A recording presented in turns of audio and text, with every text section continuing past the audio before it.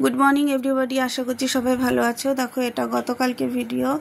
গতকাল মহালয়া ছিল, তো মহালয়ার দিনও নিরামিষ করেছিলাম। শুক্র শনি দুদিনই নিরামিষ খাই, আবার মহালয়ার দিনও নিরামিষ করেছি।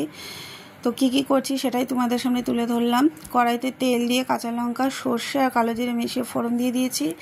তারপরে সর্ষে কাঁচা লঙ্কা পেস্ট করে রেখেছিলাম, ওটা দিয়ে দিলাম। আর গ্যাসের ফ্লেমটা একদম মিডিয়ামে রেখেছি, জোর দেয়নি, নাহলে মশলাটা পুড়ে যাবে। হালকা আছে এটা ভেজে নিতে হবে।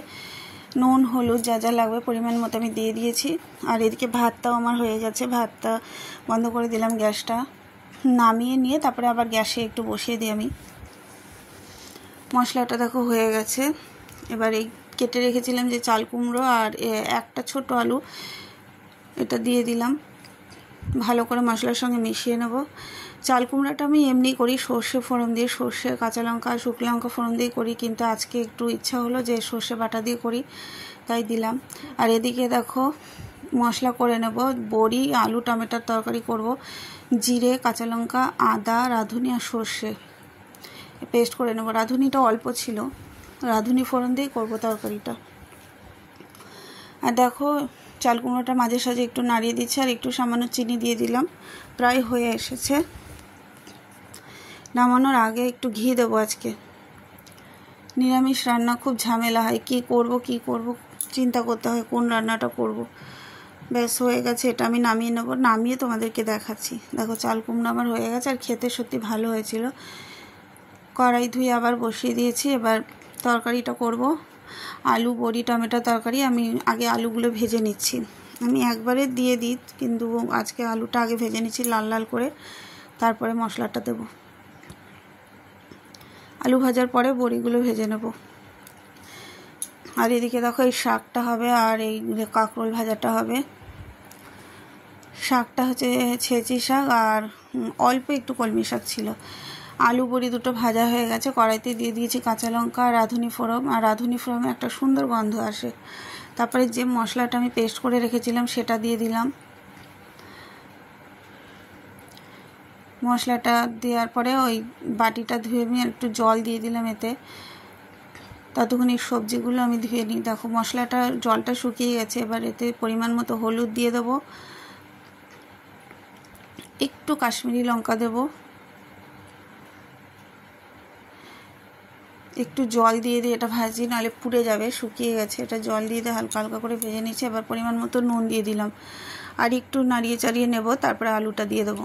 দেখো আলু দিয়ে মশলার সঙ্গে ভালো করে আমি মিশিয়ে নিয়েছি।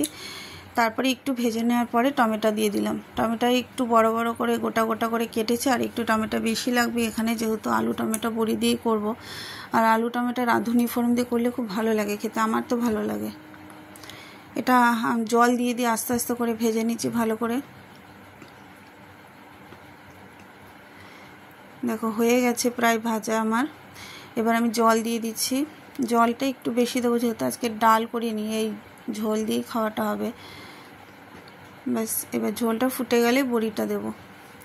এদিকে একটু চা বসিয়ে দিয়েছিলাম, 11টা বেজে গেছে, চা খাইনি আজকে। আর সবজিগুলো ধুয়ে নিয়েছি সব, তো চাটা আমি খেতে লাগিয়ে ততক্ষণ তরকারিটা হোক। ওদিকে একটু চা মুড়ি খেয়ে নেব। আদা দিয়ে চা করে নিয়েছিলাম একটু, সকালে খেয়ে নিই, কিন্তু আজকে খেতে পারিনি, তাই এখন একটু মনে হলো চা আর একটু মুড়ি খেয়ে নিই, খিদে পেয়েছে। আর তরকারিটা দেখো প্রায় হয়ে এসছে। আলুগুলো দেখি সেদ্ধ হয়েছে নাকি। হ্যাঁ, একটা আলু এবার ভেঙে দেবো। আমি প্রতিটা তরকারির ক্ষেত্রে আলুগুলো একটা আলু আমি ভেঙে দিই, বেশি দিয়ে একটা আলু, ওটা ভেঙে দিই আমি লাস্টে। এবার বড়িগুলো আমি দিয়ে দিলাম। বড়ি দেওয়ার পরেও খানিকক্ষণ আমি ফুটিয়ে নেব, নাহলে বড়িগুলো সেদ্ধ হবে না। দেখো ঝোলটা অনেকটা টেনে নিয়েছে। এবার আমি গ্যাসটা বন্ধ করে না এরকমই রাখবো, নাহলে বড়িগুলো টেনে নেবে ঝোলটা। আর তরকারিটা দেখো হয়ে গেছে। এবার আমি শাকটা করে নেব। শাকও আজকে ছোট্ট একটা আলু দেব, যেহেতু ওখানে পেঁয়াজ দেব না, আলু দিয়েই করবো এটা আজকে। তো আজকে 5 ফোড়ন দিয়েছি। আমি 5 ফোড়ন দিই না, আমি সর্ষে দিয়ে করি, তো আজকে 5 ফোড়ন দিলাম। আর কাঁচা লঙ্কা দেবো একটা, ওটা পরে দেবো, কেননা তেল তখন ছিটকে এসে আমার লেগেছে কাঁচা লঙ্কা ফোড়নে। আলুটা দেওয়ার পরে আমি দেব। দেখো এখন দিয়ে দিলাম। তো আলুটাকে আমি লাল লাল করে আগে ভেজে নেব। আলুটা একটু ভেজে নিয়েছি। এবার এতে পরিমাণ মতো হলুদ আর নুন দিয়ে দেবো। হলুদ বেশি দেবো না, যেহেতু শাক। সামান্য একটু হলুদ দিলাম আর নুন দিয়ে দিলাম। এবার একটু নাড়িয়ে চাড়িয়ে আমি শাকটা দিয়ে দেবো। 2 রকমের শাক মেশানো আছে এতে। খারাপ হয়েছিল না খেতে, পেঁয়াজ ছাড়া শাক যদিও। এটাও নামানোর আগে চিনি আর ঘি দিয়ে দিয়েছিলাম, ভালো হয়েছিল খেতে। আলু দিলে কি একটু মাখা মাখা হয় বেশি, আর পেঁয়াজ দেয়নি যেহেতু, ওই জন্য আলুটা দিয়ে করেছি।